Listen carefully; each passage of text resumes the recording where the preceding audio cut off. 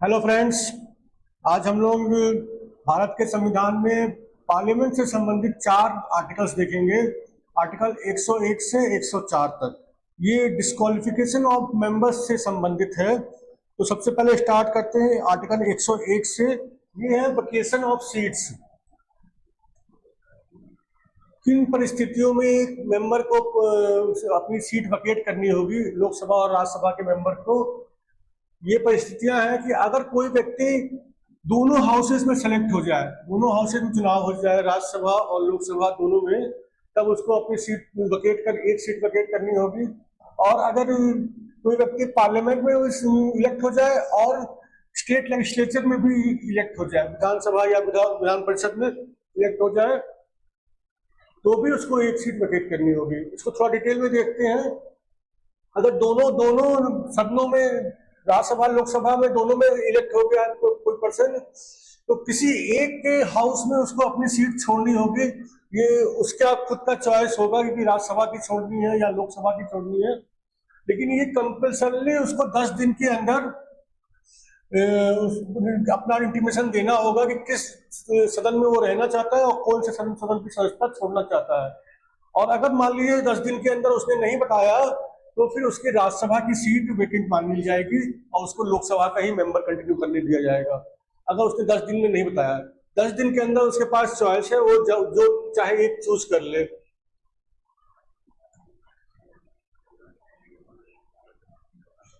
अच्छा, कोई अगर एक सिटिंग मेंबर है, ठीक है, एक सिटिंग मेंबर है, लेट्स से लोकसभा का सिटिंग मेंबर है, वो दूसरे सदन में सेलेक्ट हो गया, तो फिर उसकी पहले सदन की सीट वेकेंट हो जाएगी। लोकसभा का सदस्य अगर राज्यसभा का चुनाव लड़ करके राज्यसभा में सेलेक्ट हो गया, तो उसकी लोकसभा की सीट वेकेंट हो जाएगी। और अगर राज्यसभा का सदस्य लोकसभा का चुनाव लड़ करके लोकसभा में सेलेक्ट हो गया, तो उसकी राज्यसभा की सीट वेकेंट हो जाएगी। जिस सीट पे वो पहले था वो व्यक्ति, वो सीट वेकेंट हो जाएगी और नई वाली सीट उसकी कंटिन्यू करेगी।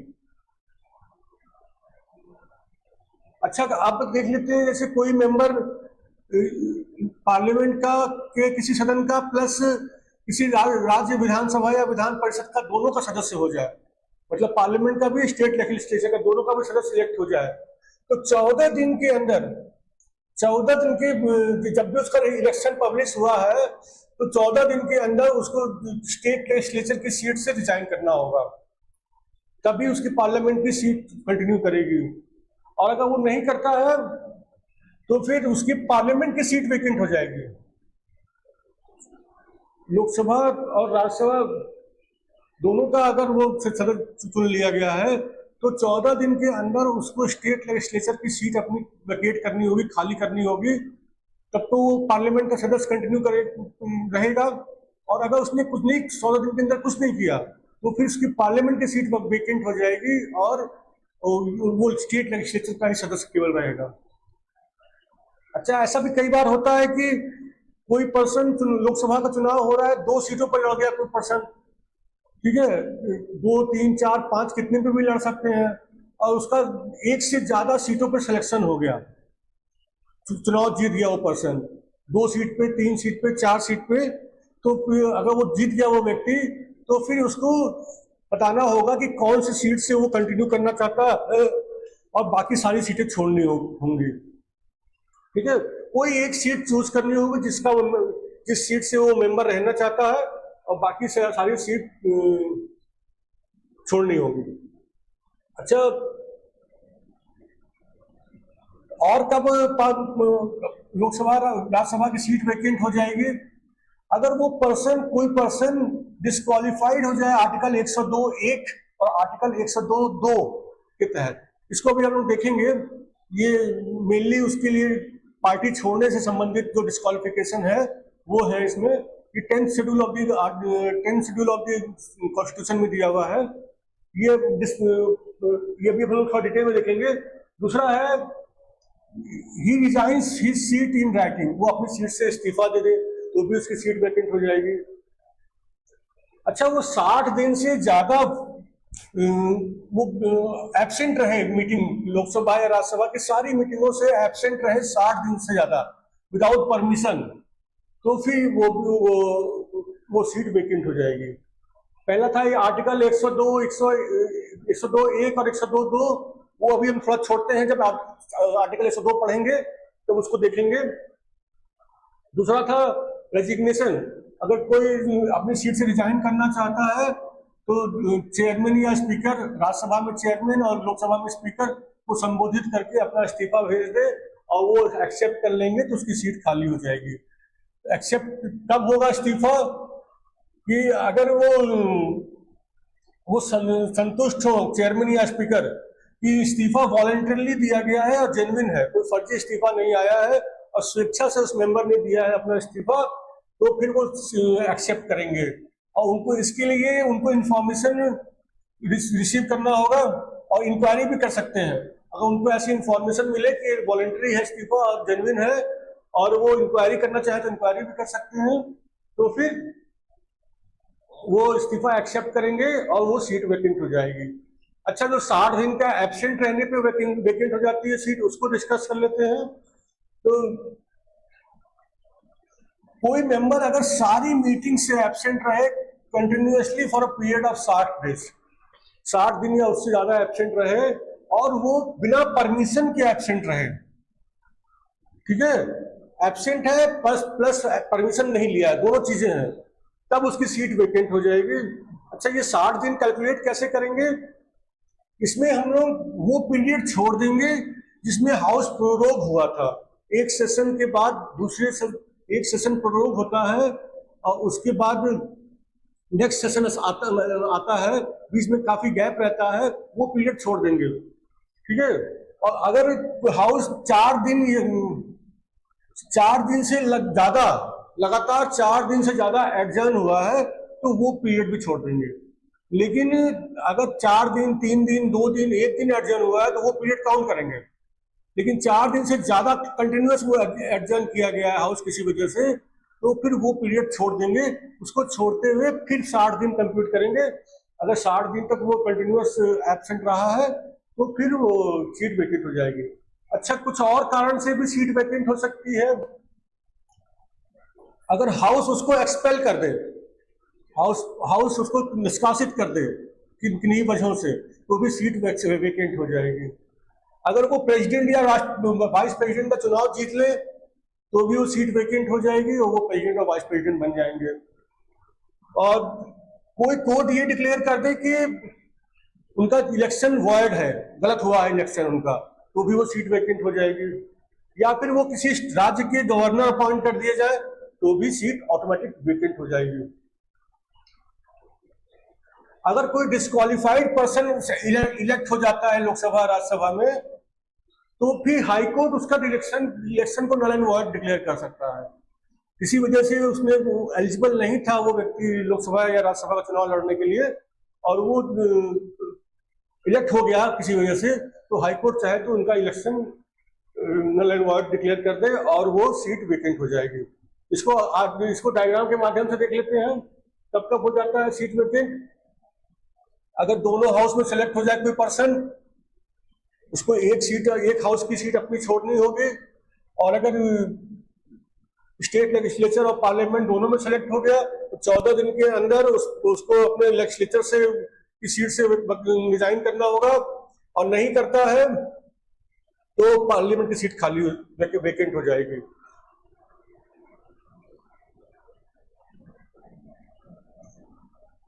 और दूसरी कंडीशंस क्या है सीट वेकेंट होने की, या तो वो डिस्क्वालीफाई हो जाए, आर्टिकल 102(1) और आर्टिकल 102(2), ये पॉलिटिकल पार्टी जिससे वो चुन के आया है उसकी सदस्यता से संबंधित डिस्क्वालिफिकेशन है, इसको भी आर्टिकल 102 में देखेंगे।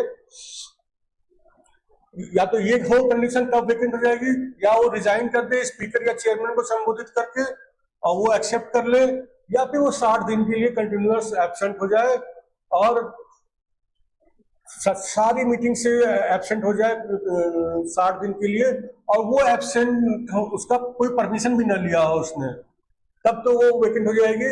और 60 दिन में क्या क्या पीरियड काउंट नहीं होगा, जब हाउस प्रोरोग था और 4 दिन से ज्यादा कंटिन्यूअसली एडजर्न किया गया था हाउस, तो भी वो पीरियड काउंट नहीं होगा 60 दिन में।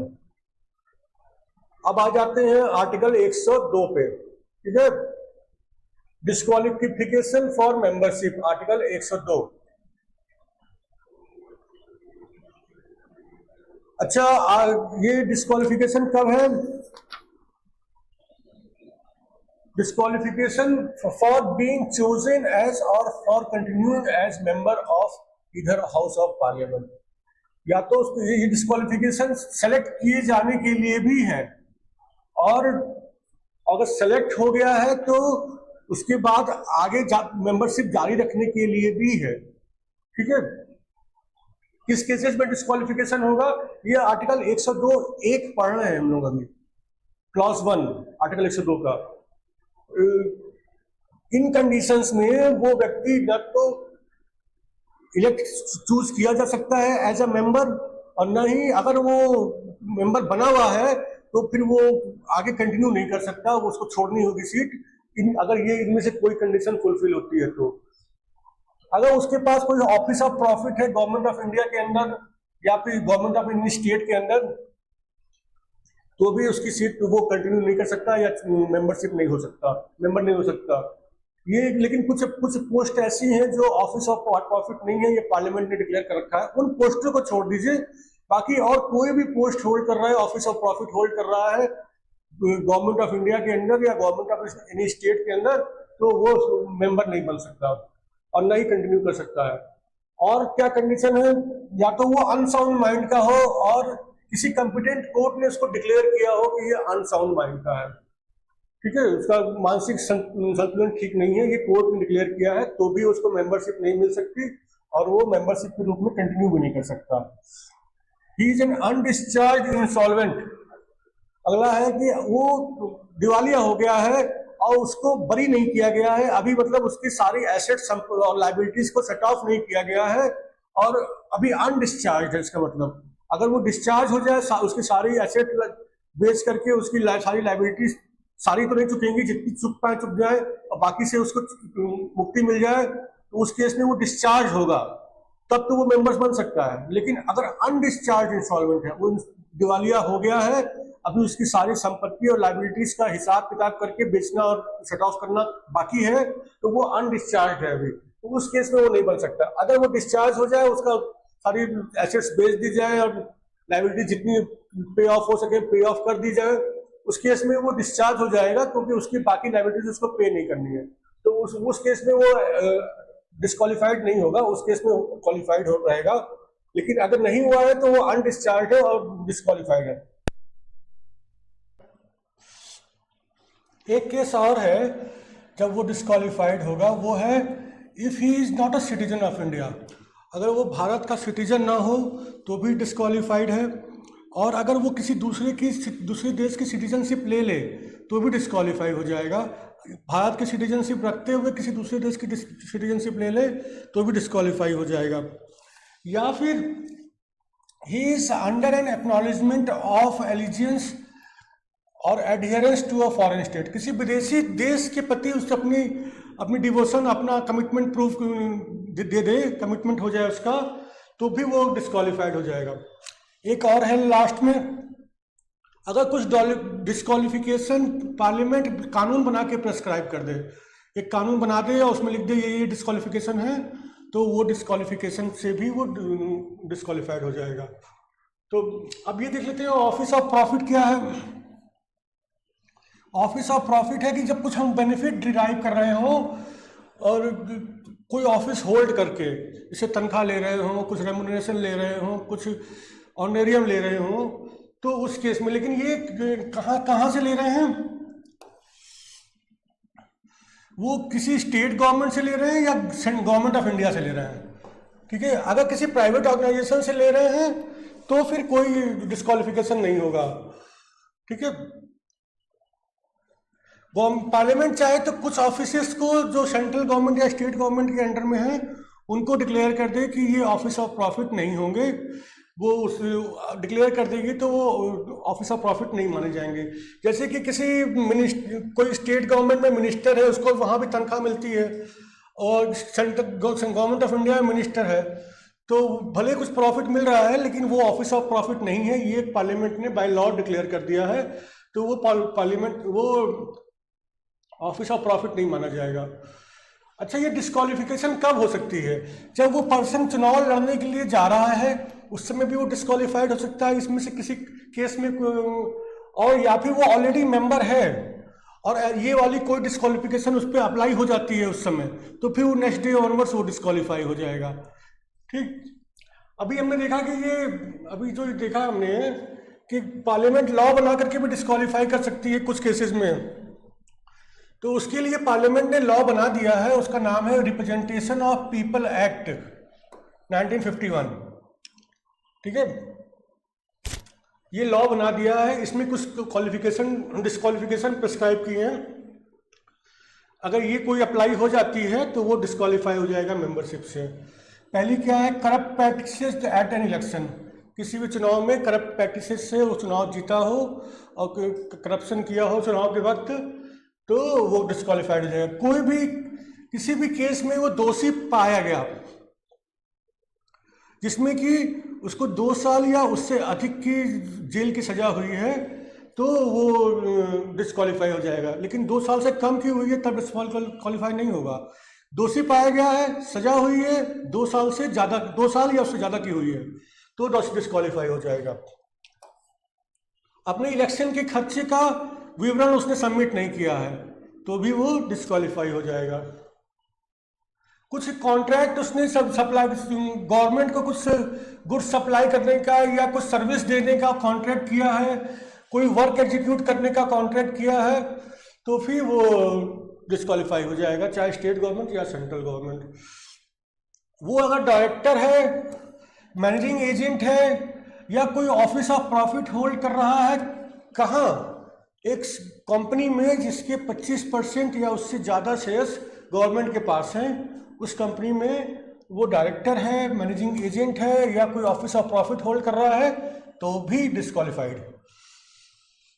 अगर गवर्नमेंट की नौकरी करता था पहले और वहां से उसको डिसमिस कर दिया गया, किस लिए डिसमिस कर दिया गया? करप्शन के लिए या फिर डिसलॉयल्टी टू स्टेट के लिए। गवर्नमेंट की नौकरी से उसको बर्खास्त किया गया है करप्शन के लिए या फिर डिसलॉयल्टी टू स्टेट, देश के प्रति लॉयल नहीं था, तो उस केस में भी वो डिस्क्वालीफाइड है मेंबरशिप के लिए। Conviction for promoting enmity between different groups और for the offence of bribery. अलग अलग ग्रुप्स के बीच में द्वेष फैलाने के लिए वो उसको दोषी पाया गया है। हिंदू मुस्लिम के बीच में द्वेष फैलाने के लिए उसको दोषी पाया गया है। सिर्फ आरोप नहीं, दोषी सिद्ध हुआ है वो, या फिर घूस लेने के लिए, करप्शन ब्राइबरी लेने के लिए वो दोषी पाया गया है। सिर्फ आरोप नहीं, दोषी पाया गया है, तो भी वो डिस्क्वालीफाइड होगा। या फिर वो कुछ उसको पनिशमेंट मिली है किस चीज़ के लिए? प्रीच करने के लिए, समाज में फैलाने के लिए, और या फिर प्रैक्टिस करने के लिए। सोशल क्राइम्स प्रीच करने के लिए और प्रैक्टिस करने के लिए। वो क्या हो सकते हैं सोशल क्राइम्स? छुआछूत हो सकता है, दहेज हो सकता है, सती हो सकता है, और भी कुछ हो सकते हैं। इसके लिए उसको सजा मिली हुई है तो भी वो डिस्क्वालीफाइड हो जाएगा। ठीक है, ये तो हो गया आर्टिकल 102 का क्लॉज 1। अब आ जाते हैं आर्टिकल 102 का क्लॉज 2। 10 शेड्यूल में पॉलिटिकल पार्टी से जो जिससे वो चुन के आया है उसके संबंध में कुछ डिस्क्वालिफिकेशन दी गई हैं अगर वो छोड़ देता है पॉलिटिकल पार्टी। कोई व्यक्ति, पहला तो ये, कोई व्यक्ति किसी पार्टी से चुन के आया, सदस्य बन गया, अब उसने वो पार्टी छोड़ दी, ठीक है, तो वो डिस्क्वालीफाई हो गया, क्योंकि वो उस पार्टी के दम पे ही आया था। उस पार्टी के जो समर्थक थे उन्होंने वोट दिया था और उसने वो पार्टी छोड़ दी, तो वो डिस्क्वालीफाई हो गया, उसकी मेंबरशिप चली जाएगी। इसका कुछ एक्सेप्शन है, वो भी हम देखेंगे। अगर वो वोट डाल दे या वोट डालने में समय एब्सेंट रहे, जो भी उसकी पार्टी ने वो इंस्ट्रक्शंस दिए हैं, डायरेक्शंस दिए हैं कि पर्टिकुलर मैटर पे आपको फेवर या अगेंस्ट में वोट डालना है, वो उल्टा वोट डाल दिया। पार्टी ने कहा है कि वो फेवर में वोट डालना, उसने उल्टा डाल अगेंस्ट में वोट डाल दिया। पार्टी ने कहा है अगेंस्ट में वोट डालना, तो उसने फेवर में वोट डाल दिया, या फिर वोट देने गया ही नहीं उस दिन। ठीक है, और इसके लिए उसने पार्टी से कोई परमिशन नहीं ली, उसने पार्टी से परमिशन नहीं लिया। पहली चीज, पार्टी ने जिस तरीके से वोट करने के लिए कहा था उस तरीके से वोट नहीं किया। फेवर में कहा था तो अगेंस्ट कर दिया उसने, अगेंस्ट में कहा था तो फेवर में कर दिया, और या फिर वोट देने गया ही नहीं उस दिन पार्लियामेंट में, और इसके लिए उसने परमिशन नहीं ली थी। ठीक है, इसके बाद एक चीज और, ये काम करने के बाद ये चीज, इसकी माफी नहीं दी गई काम पार्टी द्वारा, इस अवहेलना की माफी नहीं दी गई, तो फिर वो उसकी सदस्यता खत्म हो जाएगी। अगर माफी दे दी गई तो भी सदस्यता बची रहेगी। अगर उसको अगेंस्ट, मतलब पार्टी के अगेंस्ट में वोट करना है, उसकी परमिशन ले चुका है पहले से, तो भी सदस्यता बची रहेगी। परमिशन लेके उसने नाफरमानी की है तो सदस्यता बची रहेगी। अगर उसने ये काम करने के बाद पार्टी से माफी मांग ली और पार्टी ने माफ कर दिया तो भी सदस्यता बची रहेगी। लेकिन अगर कुछ नहीं हुआ ऐसा तो फिर उसकी सदस्यता चली जाएगी। इंडिपेंडेंट मेंबर, बहुत से लोग इंडिपेंडेंट मेंबर के रूप में सेलेक्ट होकर के आते हैं संसद में, तो अगर वो संसद में सदस्य ज्वाइन करने के बाद वो, अगर वो चुनाव जीतने के बाद कोई पॉलिटिकल पार्टी ज्वाइन कर लेते हैं तो उनकी सदस्यता चली जाएगी। ठीक है, इंडिपेंडेंट मेंबर को एज इंडिपेंडेंट मेंबर ही कंटिन्यू करना होगा। नॉमिनेटेड मेंबर, नॉमिनेटेड, राज्यसभा में नॉमिनेटेड मेंबर होते हैं 12 मेंबर। पहले लोकसभा में भी 2 मेंबर होते थे एंग्लो इंडियन वाले, अब वो नहीं होते। तो राज्यसभा की बात कर लेते हैं, वहीं केवल नॉमिनेटेड मेंबर होते हैं। तो अगर कोई ऐसा पर्सन जो किसी पार्टी का सदस्य नहीं है वो राज्यसभा में नॉमिनेट होकर आता है और 6 महीने तक उसके पास फ्रीडम है कि वो चाहे तो कोई पॉलिटिकल पार्टी ज्वाइन कर ले। जिस दिन ज्वाइन किया, मेंबर बना, उस दिन से 6 महीने के अंदर वो कोई पॉलिटिकल पार्टी ज्वाइन कर सकता है, तो अब कोई दिक्कत नहीं है। वो उसको उसकी मेंबरशिप नहीं जाएगी। लेकिन जैसे ही 6 महीने बीत गए, 6 महीने बीतने के बाद अगर उसने कोई पॉलिटिकल पार्टी ज्वाइन कर ली तो उसकी राज्यसभा की मेंबरशिप चली जाएगी। अच्छा, अभी हमने डिस्कस किया था कि कुछ एक्सेप्शन है इस रूल के। तो एक्सेप्शन क्या है? अगर उसने पार्टी के इच्छा के अगेंस्ट वोट किया है और उसका परमिशन भी नहीं लिया था, वो कंडोन भी नहीं हुआ है, तो भी उसकी संस्था बच सकती है अगर 2/3 मेंबर्स किसी दूसरी पॉलिटिकल पार्टी के साथ मर्ज हो जाएं या फिर एक अलग मेंबरशिप बना ले, अलग अपना ग्रुप बना लें।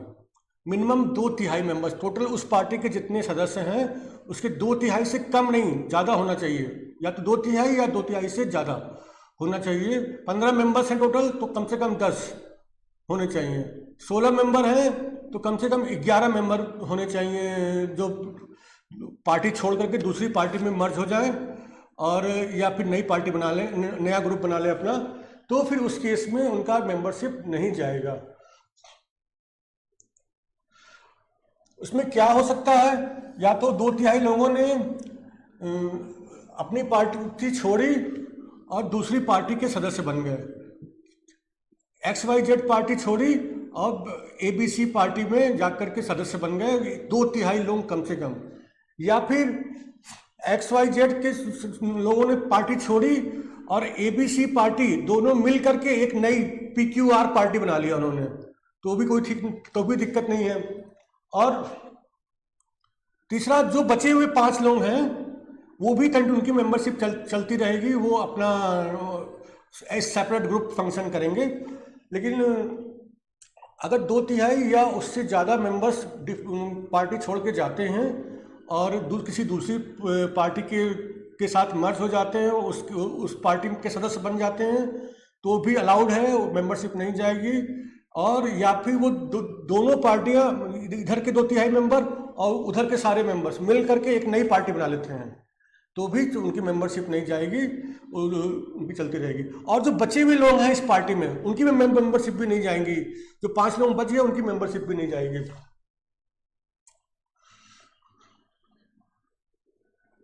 और ये जो नई पार्टी बनी, ठीक है, या तो वो जो उसमें गए, या क्या बोलते हैं, नई पार्टी में गए, वहां जाके मर्ज हो गए, तो वही उनकी ओरिजिनल पार्टी मानी जाएगी जिसमें उन चले गए। या फिर एक नई पार्टी बन गई दोनों पार्टियों को मिला करके, तो वो ओरिजिनल पार्टी मानी जाएगी जिसमें जो नई पार्टी बनी इनकी। और जो बचे हुए 5 लोग थे उनका भी वो ओरिजिनल पार्टी वही मानी जाएगी जिसमें वो बचे हुए हैं, इसमें है अभी वो। ठीक है, इसको एक एग्जाम्पल के माध्यम से देख लेते हैं। कोई पार्टी, पॉलिटिकल पार्टी है XYZ, इसके 15 सदस्य हैं, ठीक है। इसमें से 10 लोग, 2/3 हो गए, मर्ज करने के लिए ऑप्शन देते हैं ABC में, ठीक है। दो लोग ABC में मर्ज होना चाहते हैं। अब 2 तरीकों से हो सकता है, या तो दो ABC वाले लोग और XYZ वाले लोग मिलकर के एक नई पार्टी बना लें PQR, और या फिर ABC का आइडेंटिटी बची रहे, वो XYZ वाले ABC में चले जाएं और ABC कंटिन्यू करें फिर। तो दोनों ही केस में हो जाता है। अब इसलिए जो 10 लोग हैं ये अपनी मेंबरशिप नहीं खोएंगे, इनकी मेंबरशिप चलती रहेगी। या तो वो PQR के नाम से चलती रहेगी, पार्टी के माने जाएंगे, और या फिर ABC, जो भी जैसा भी हुआ। और जो बाकी बचे हुए 5 लोग हैं XYZ के, ये एक सेपरेट ग्रुप हो जाएगा और वो उनकी भी मेंबरशिप चलती रहेगी, वो उनकी मेंबरशिप भी नहीं जाएगी। अच्छा, ये डिसाइड कौन करेगा कि कोई डिस्क्वालीफाइड है कि नहीं? इस डिफेक्शन, ये जो लोगों ने पार्टी छोड़ी और नई पार्टी में गए, इसका विषय में डिसीजन कौन देगा? राज्यसभा में चेयरमैन देंगे और लोकसभा में स्पीकर देंगे, इन्हीं का फैसला फाइनल होगा। हालांकि सुप्रीम कोर्ट ने कहा है कि इसका जुडिशियल रिव्यू हो सकता है इस फैसले का, लेकिन फैसला देते हैं यही 2 लोग। प्रेसिडेंट ऑफ इंडिया के पास कोई पावर नहीं है इसमें फैसला देने की, ये डिस्क्वालिफिकेशन अप्लाई हो रहा है कि नहीं हो रहा है, ये फैसला स्पीकर और चेयरमैन देंगे अपने अपने सदनों में। इसको एग्जाम्पल से देख लेते हैं। डिस्क्वालिफिकेशन के क्या कंडीशंस हैं? अगर कोई ऑफिस ऑफ प्रॉफिट होल्ड कर रहा हो गवर्नमेंट ऑफ इंडिया के अंदर, गवर्नमेंट ऑफ स्टेट के अंदर, तो डिस्क्वालीफाइड है, लेकिन कुछ पोस्ट को एक्सक्लूड किया गया है कानून बना करके। अनसाउंड माइंड का हो और कोर्ट ने डिक्लेयर कर दिया हो, अनडिस्चार्ज इंसॉल्वेंट हो, या फिर सिटीजन ऑफ इंडिया नहीं हो, वॉलंटरली दूसरे देश की सिटीजनशिप ले ली हो, और इज अंडर एनी एक्नॉलेजमेंट और allegiance to a foreign state. इसके बाद ये किसी पार्लियामेंट ने कोई कानून बना के डिस्क्वालिफिकेशन प्रेस्क्राइब की हैं तो उसमें डिस्क्वालीफाई हो रहा हो। जैसे रिप्रेजेंटेशन ऑफ पीपल एक्ट 1951 है, उसमें ये डिस्क्वालिफिकेशंस दी गई हैं जो हम लोगों ने डिस्कस करी थी। डिस्क्वालिफिकेशन कब अराइज होती है? जब वो चुनाव लड़ने जा रहा हो और या फिर जब वो मेंबर बना हुआ हो, ऑलरेडी चुनाव जीत चुका हो, और उसके बाद डिस्क्वालिफिकेशन अराइज हुई हो। कभी भी अराइज हो सकती है।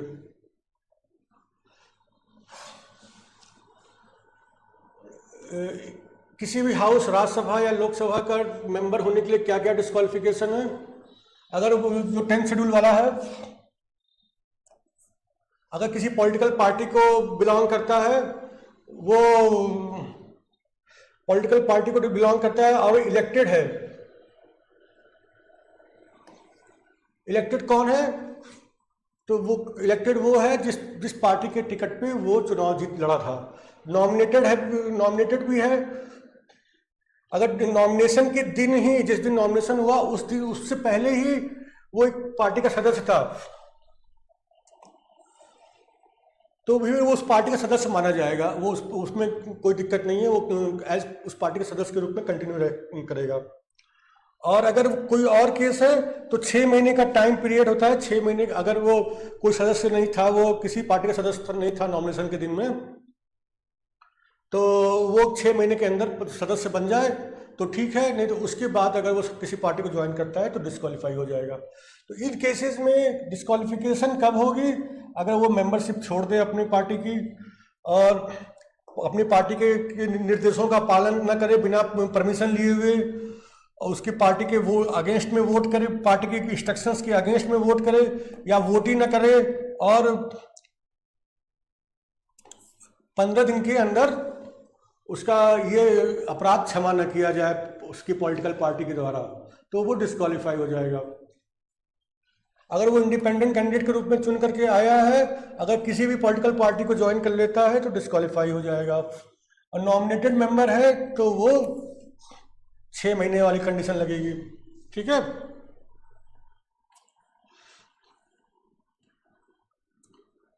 कुछ केसेस में वो डिस्क्वालीफाइड नहीं होगा अगर 2/3 या उससे अधिक मेंबर्स किसी दूसरी पॉलिटिकल पार्टी के साथ मर्ज हो जाएं, या फिर दूसरी पॉलिटिकल पार्टी के साथ मर्ज होने के बाद एक नई पार्टी, सब मिल करके एक नई पार्टी बना लें, तो फिर इस केस में डिस्क्वालीफाइड नहीं होगा। कौन डिस्क्वालीफाइड नहीं है मेंबर होने के लिए? जो भी ओरिजिनल पार्टी के मेंबर हैं, जो मर्ज हुए 2/3 मेंबर्स, और जो मर्ज नहीं हुए बाकी के, वो सब डिस्क्वालीफाइड नहीं है, क्योंकि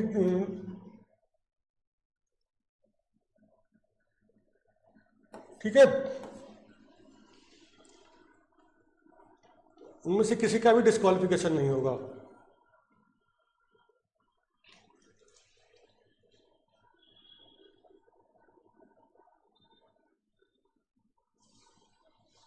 अच्छा, कौन लोग जो ऑफिस ऑफ प्रॉफिट वाला मैटर था,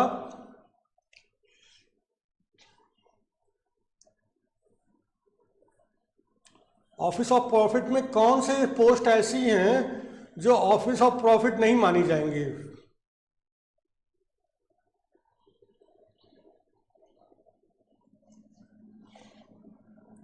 speaker, deputy speaker, deputy chairman, speaker, deputy speaker, ये हाउस लोकसभा के हैं, ये विधानसभा के हैं। चेयरमैन, डिप्टी चेयरमैन, ये विधान परिषद के हैं, ये राज्यसभा के।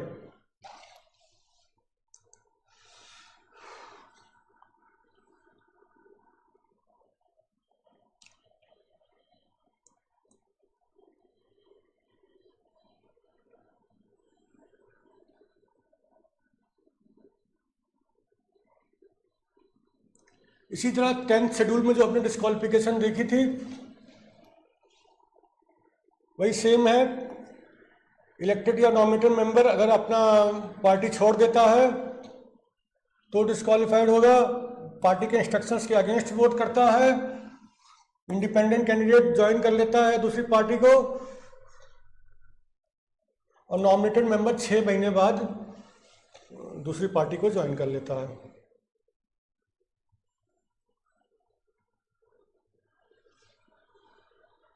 इसी तरीके से ये पॉलिटिकल एफिलिएशन है मेंबर्स का, इलेक्टेड मेंबर्स का, जिस पार्टी ने उसको इलेक्शन में खड़ा किया था उसका सदस्य माना जाएगा।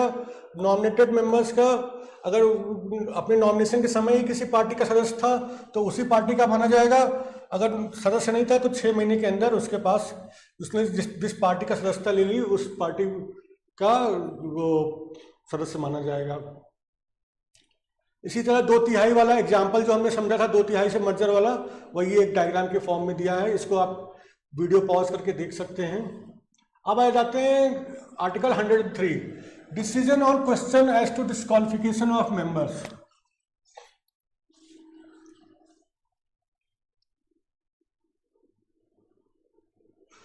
देखिए, वो जो 2/3 लोग शिफ्ट कर रहे हैं किसी दूसरी पार्टी में, वो वाला मैटर तो स्पीकर और चेयरमैन देखेंगे राज्यसभा लोकसभा के, लेकिन इसके अलावा और जो तमाम केसेस दिए थे कि इन मैटर्स में भी डिस्क्वालिफिकेशन हो जाएगा, उस मैटर्स का कौन देखेगा? प्रेसिडेंट ऑफ इंडिया देखेंगे, वो डिसाइड करेंगे।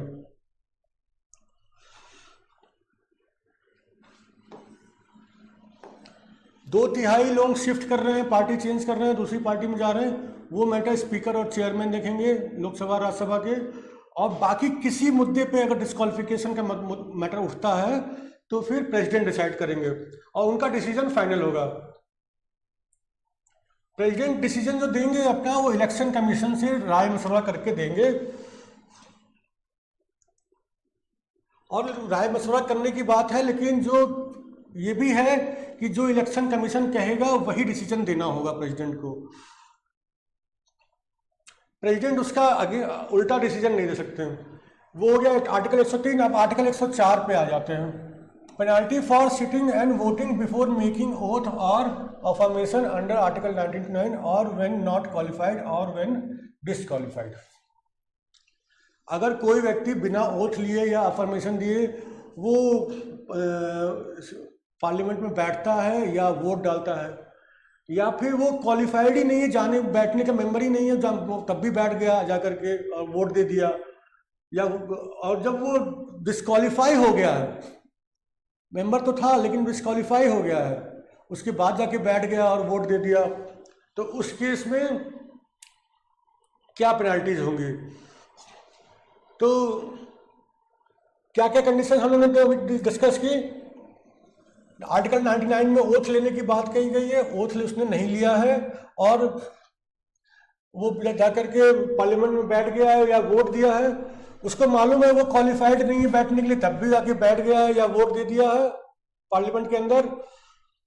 उसको मालूम है कि मैं डिस्क्वालीफाई हो चुका हूं उस हाउस की मेंबरशिप से, तब भी पार्लियामेंट में जाके बैठा है, वोट दिया है। या फिर पार्लियामेंट ने कोई कानून बनाया है जिसके तहत वो पार्लियामेंट में बैठने और वोट देने के लिए अधिकार नहीं है उसको, तब भी वो जाकर के वोट दे दिया है या बैठ गया है, तो फिर अगर वो ऐसा करता है तो उसको 500 रुपये प्रतिदिन के हिसाब से, जितने दिन भी वो बैठा है उसके हिसाब से, प्रतिदिन के हिसाब से 500 रुपये के हिसाब से उससे पेनाल्टी ली जाएगी।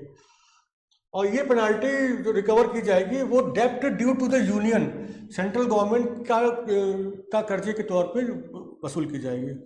तो थैंक यू फ्रेंड्स।